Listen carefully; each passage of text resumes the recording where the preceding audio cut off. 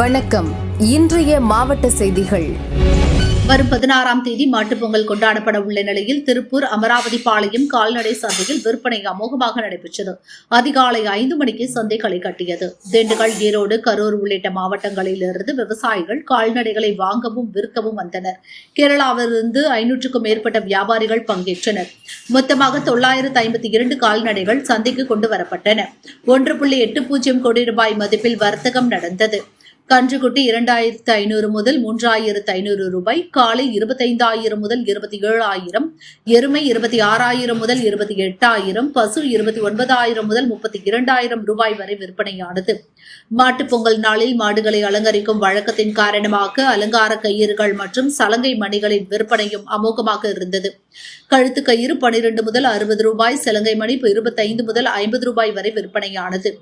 மாடுகளுக்கு நன்றி செலுத்தும் விழாவான மாட்டுப்பொங்கலை முன்னிட்டு சந்தையில் விவசாயிகள் மற்றும் வியாபாரிகள் ஆரவாரத்துடன் பங்கேற்றனர். பொங்கல் பண்டிகையை முன்னிட்டு கும்மிடிப்பூண்டி ஸ்ரீ சங்கரி யோகா பயிற்சி மையம் மற்றும் இந்தியன் யோகா அசோசியேஷன் அமைப்பின் தமிழ்நாடு பிரிவு இணைந்து யோகா உலக சாதனை நிகழ்வு நடைபெற்றது.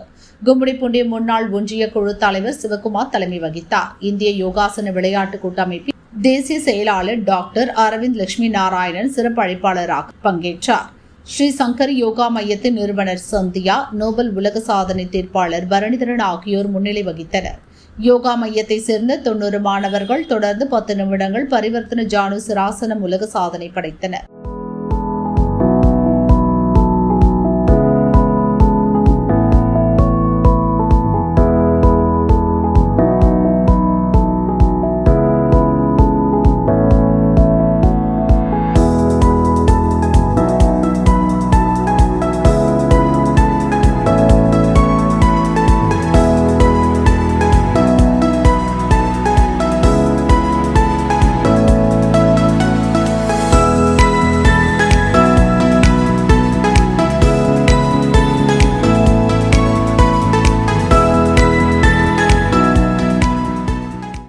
மாணவர்களின் சாதனை நோபல் உலக சாதனையில் இடம் பிடித்தது. சாதனை படைத்த மாணவ மாணவியருக்கும் பயிற்சி மையத்திற்கும் பதக்கங்கள் மற்றும் உலக சாதனைக்கான பட்டயங்கள் வழங்கப்பட்டன.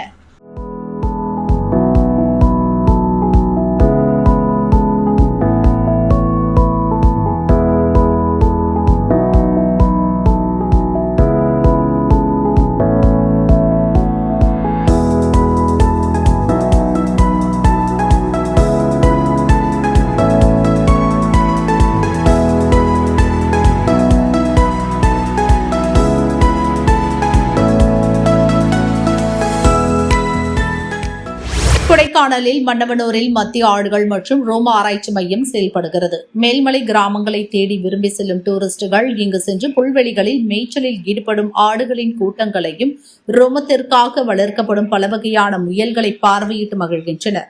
கடந்த 11 வருடங்களாக உள்ளே சென்று பார்வையிட 20 ரூபாய் நுழைவு கட்டணமாக வசூலிக்கப்பட்டது. தற்போது பெரியவர்களுக்கு 50 ரூபாய், சிறியவர்களுக்கு 20 ரூபாய், 5 வயது உட்பட்ட சிறுவர் சிறுமியர்களுக்கு இலவசம் என மத்திய அரசு புதிய அறிவிப்பை வெளியிட்டுள்ளது. மன்னவனூர் பார்க் வரும் டூரிஸ்டுகளை வரவேற்கும் விதமாக இது சுவிட்சர்லாந்து இல்லை, இது நம்ம மன்னவனூர் என்ற வாசகம் அச்சடித்த தொப்பிகளை டூரிஸ்டுகளுக்கு வழங்கி வரவேற்றனர். வரவேற்பு நிகழ்ச்சியில் மத்திய ஆடுகள் மற்றும் ரோமங்கள் ஆராய்ச்சி மையத்தின் முதன்மை விஞ்ஞானி மற்றும் தலைவர் ராஜேந்திரன் மற்றும் ஆராய்ச்சி மைய பணியாளர்கள் பங்கேற்றனர்.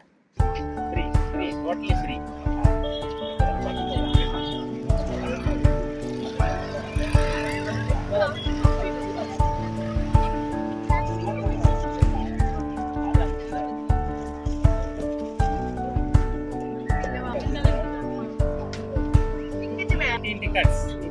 Each 950.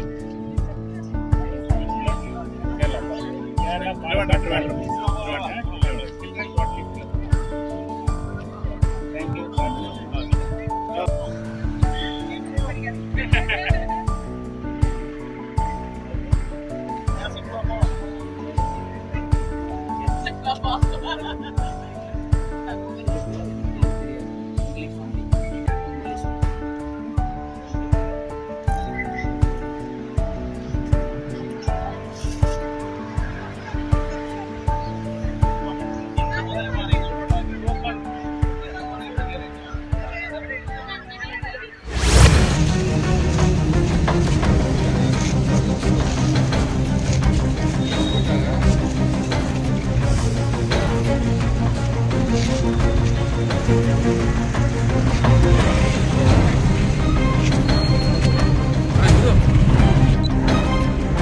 ராமநாதபுரம் மாவட்டம் கடலாடி அடுத்த மாரந்தை சவேரியார்பட்டணம் உள்ளிட்ட கிராமங்களில் கடந்த 2 நாட்களாக கனமழை கொட்டி தீர்த்தது. இதனால் அறுவடைக்கு தயாராக இருந்த நெற்பயிர்கள் தண்ணீரில் மூழ்கி அழுக துவங்கியுள்ளது. பருவமழை தவறி பெய்த மழையால் விவசாயிகள் பாதிக்கப்பட்டனர்.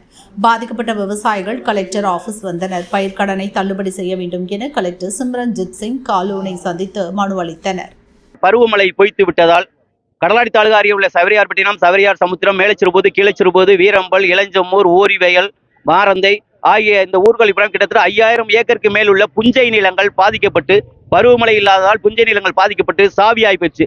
பல ஆயிரக்கணக்கான ரூபாய்களை விவசாயத்திலே நாங்கள் செலவு செய்துள்ளோம். உரங்கள் இட்டிருக்கோம், அதே மாதிரி களைக்கொல்லி அடித்திருக்கின்றோம். இப்படி ஏகப்பட்ட செலவுகளை செய்து இன்றைய தினம் பருவமழை பொய்த்து விட்டதால் விவசாயிகள் கடும் அவதிக்குள்ளாகி கொண்டிருக்கின்றார்கள்.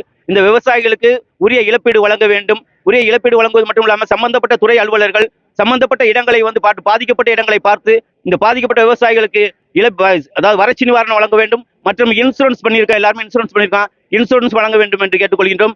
அதுபோக நகைக்கடைகளை, கூட்டுறவு பேங்க்ல நகைகளை அடகு வச்சு தான் நாங்கள் விவசாயம் பார்த்துக்கிட்டு இருக்கோம். இந்த நேரத்தில் தமிழ்நாடு அரசாங்கத்தை வேண்டி விரும்பி கேட்டுக்கொள்வதனால் பாரபட்சம் பார்க்காமல் இந்த பாதிக்கப்பட்ட விவசாயிகளுக்கு உடனடியாக நிவாரணம் வழங்க வேண்டும் என்று கேட்டுக்கொள்கின்றோம். கிட்டத்தட்ட ஒரு ஏக்கருக்கு செலவுன்னு பார்க்க போனீங்கன்னா 10,000 ரூபாய் எழுதி செலவு பண்ணியிருக்கான். 10,000 மேலே செலவு பண்ணியிருக்கிறான். இதே மாதிரி பாதிக்கப்பட்டது கிட்டத்தட்ட ஒரு 5000 ஏக்கர்கள் பாதிக்கப்பட்டிருக்குது. மதுரை சமூக அறிவியல் கல்லூரியில் பாலின சமத்துவத்தை எடுத்துரைக்கும் வகையில் பாலின சமத்துவ பொங்கல் விழா கொண்டாடப்பட்டது. விழாவில் திருநங்கைகள், திருநம்பிகள், மாணவ மாணவிகள் மற்றும் பேராசிரியர்கள் இணைந்து பொங்கல் வைத்து கொண்டாடினர். மாணவர்கள் வேஷ்டி சட்டையும், மாணவிகள் சேலை அணிந்து பாரம்பரிய முறையில் புதுப்பானையில் புத்தரிசி இட்டு பொங்கல் வைத்தனர். பானையில் பொங்கல் பொங்கி வந்தபோது பொங்கலோ பொங்கல் என முழக்கமிட்டனர். விவேகானந்தர் பிறந்த நாளையொட்டி கல்லூரி நிர்வாகத்தின் விவேகானந்தரின் திருவுருவ சிலைக்கு பூக்கள் தூவி மரியாதை செலுத்தினர். திருநங்கைகள் கல்லூரி பேராசிரியர்கள் மற்றும் மாணவ மாணவிகளை ஆசிர்வதித்தனர். மாணவ மாணவிகள் பேராசிரியர்களின் கலை நிகழ்ச்சி சிறப்பாக நடைபெற்றது.